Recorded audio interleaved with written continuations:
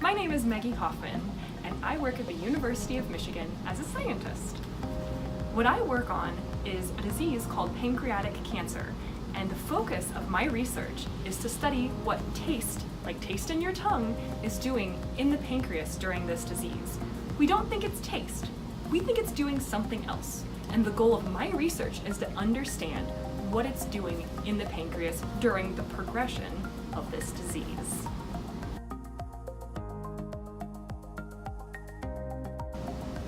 For my research, I primarily use mouse models and the tissues from mice to study this disease. This is an example of a cage we would use to house our mice during our research studies, and I have a couple tissue samples I wanted to show you from mice. This sample is actually from a normal mouse pancreas. You can kind of see the size difference when you compare it to a mouse pancreas that has pancreatic cancer. Can you see how big of a difference there is?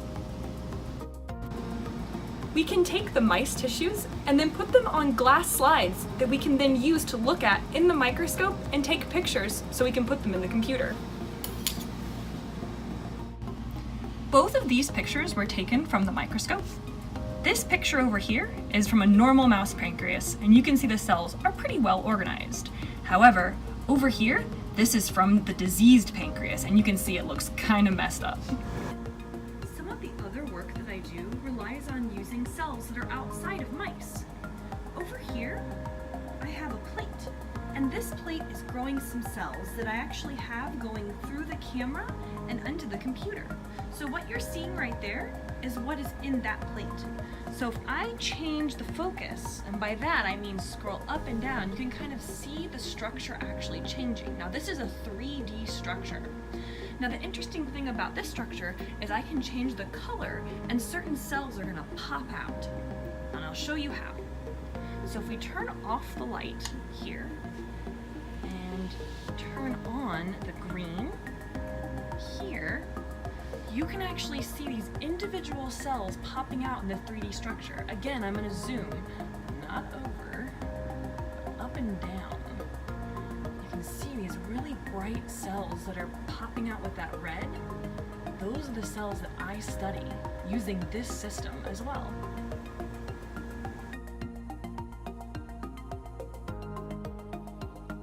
I wanted to give you guys a small tour of our lab so you guys can see what I see every day. Right here is a large cabinet. It's a flammable cabinet where we keep more dangerous chemicals or things that could catch on fire. Over here, we have a large fridge that keeps a lot of our chemicals we use for our experiments, as well as 2 freezers that keep the chemicals that need to be a little more cold. On this side is a lot of equipment, and most of this equipment is what we use to process our animal tissues. It's also on this side over here, as well as this really big machine. This cabinet here is a glassware cabinet, and we use much of this glassware pretty much every day in our experiments. Now everyone in the lab has their own bench. This one is my bench, and I do most of my experiments here, as well as at my computer behind that wall, where I do a lot of my analysis and planning. We also have a second room over here, and this is where we keep a lot of our larger pieces of equipment, as you can see on this right here. Now this piece of equipment here is a centrifuge. It's what we use to spin things down really, really fast. There's also a second room over here. And in this room, we have a lot of our stuff that we use for cell culture. So we have these things called hoods that help keep our reagents sterile, as well as these incubators that are kept very warm so we can keep our cells growing. And we can look at those using the microscope and the computer.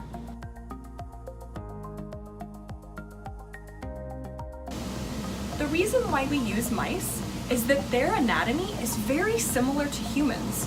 So when we do our experiments and research in those mice, we can then apply what we've learned to humans in the hopes of stopping their disease. Most of our lab supplies we buy online, and they're shipped here to Michigan.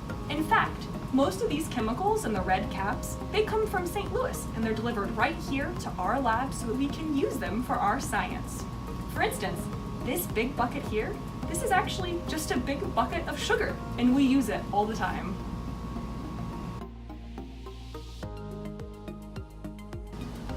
I really like being a scientist. One of my favorite things is to share my knowledge with others, including you guys.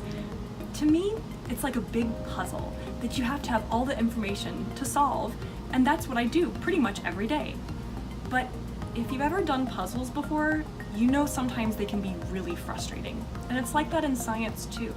If you generate a hypothesis that's not the right one, it can be a lot of work to find out what's really going on. But in the end, it's still really rewarding to see that final picture. When I first joined this lab 5 years ago, I did about 4 to 5 experiments per week. It doesn't seem like a lot, but in this research, you have to plan all of your own experiments, then understand all of the data, and then plan the next one from those results. It takes a lot of time. Now, I do about 1 to 2 experiments because I'm planning on graduating with my doctoral degree in about the next year.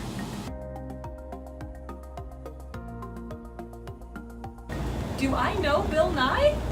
Unfortunately, I do not. But I have met some really cool scientists whose experiments and discoveries have helped save millions of lives. In fact, I was able to meet someone who won the Nobel Prize.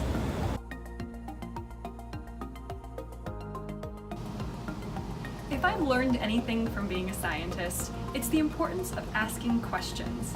It's advice that I would give to anyone. I think it's the best way to grow and learn about the world around you. So thank you for joining me today. It was a lot of fun. Bye!